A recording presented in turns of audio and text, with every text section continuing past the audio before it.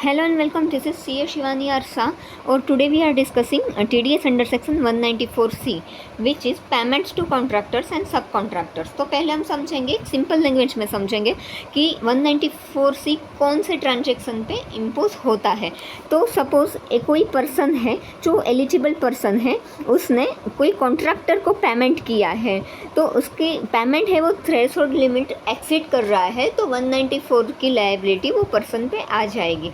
अब पहला हम समझेंगे एनी पर्सन। तो एनी पर्सन मतलब सभी एसएससी कवर हो गए हैं, पर एक इसमें कंडीशन है, सभी एसएससी यानी कि partnership form, LLP, BOI, HUF, individual सारे एसएससीज आ जाएंगे। पर लेकिन अगर इंडिविजुअल, एचयूएफ, एओपी या बीओआई है तो वो कब ये इम्पोज होगा उसमें 194C के जब भी उसका प्रीवियस ईयर जो होगा फाइनेंशियल ईयर, तो उसका बिजनेस का टर्नओवर, अगर बिजनेस है तो टर्नओवर 1 करोड़ एक्सीड हो रहा है, और प्रोफेशन है तो उसका टर्नओवर 50 लाख एक्सीड हो रहा है, तो उस पर 194C इम्पोज होगा।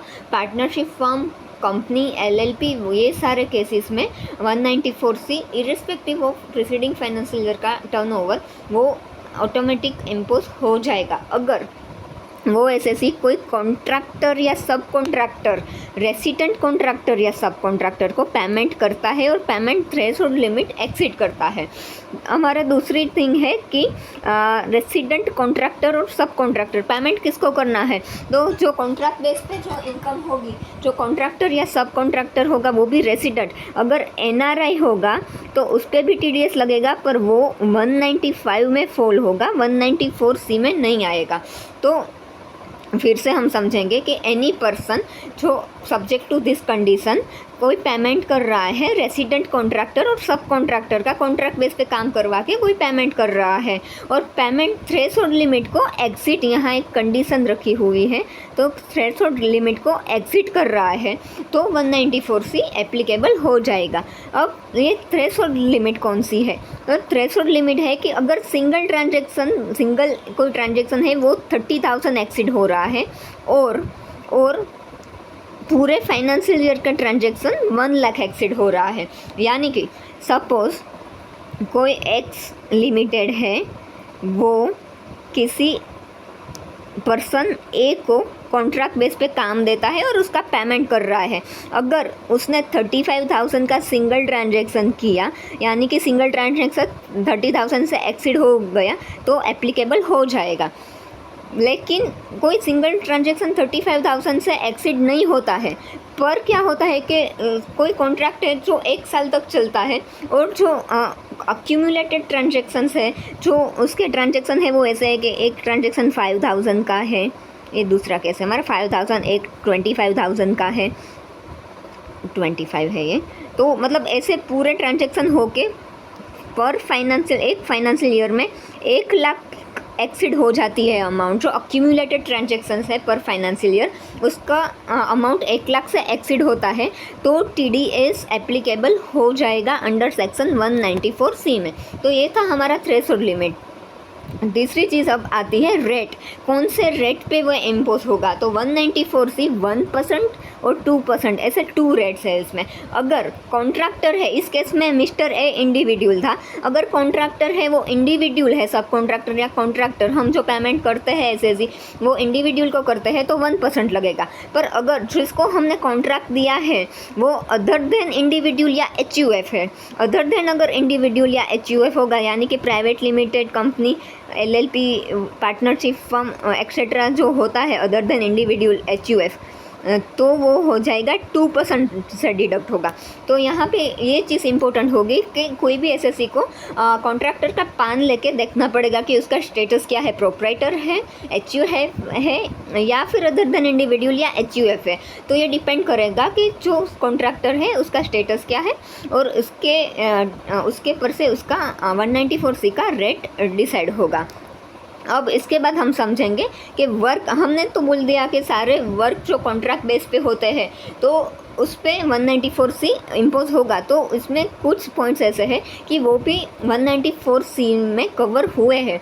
यानी कि स्पेसिफाई किए गए हैं कि एडवर्टाइजिंग है, अगर आप कोई किसी को एडवर्टाइजिंग का कॉन्ट्रैक्ट वगैरह देते हैं तो वो 194C में इंक्लूड होगा। ब्रॉडकास्टिंग एंड टेलीकास्टिंग जो होता है, मतलब एडवर्टाइजिंग में तो था प्रिंटिंग वगैरह, और टेलीकास्टिंग के लिए कोई कॉन्ट्रैक्ट वगैरह देते हैं तो वो 194C में होगा।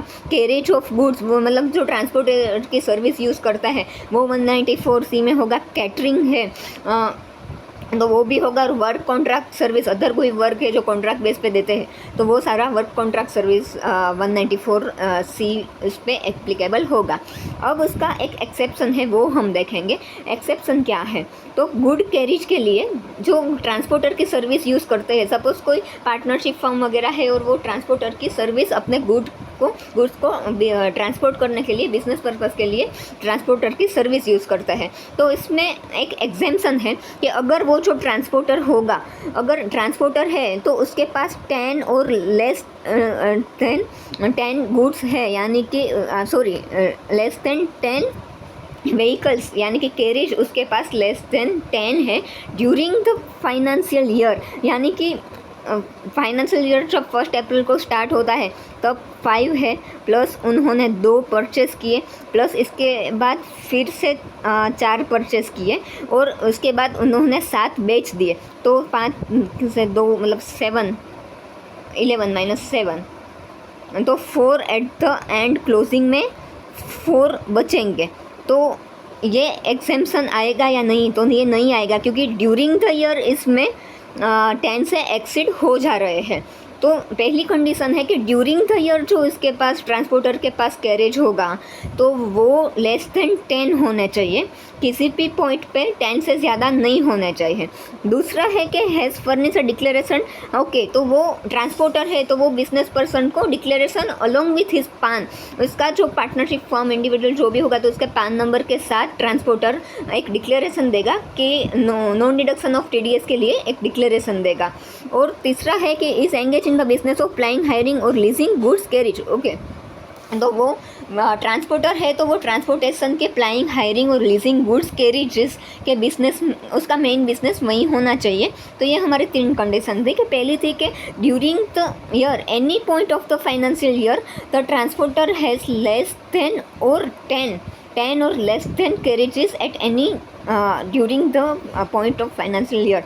दूसरा हमारा है कि उन्होंने पान और एक डिक्लेरेशन भी प्रोवाइड करना होता है बिजनेस पर्सन को कि we are eligible for this exemption, और उसके साथ पान कार्ड लगा के देना होता है ताकि वो बिजनेस पर्सन उस पर TDS ना काटे। और तीसरा है कि वो उसका ट्रांसपोर्टर का बिजनेस फ्लाइंग, हायरिंग और लीजिंग गुड्स का होना चाहिए। तो ये था हमारा सेक्शन 194C। Thank you.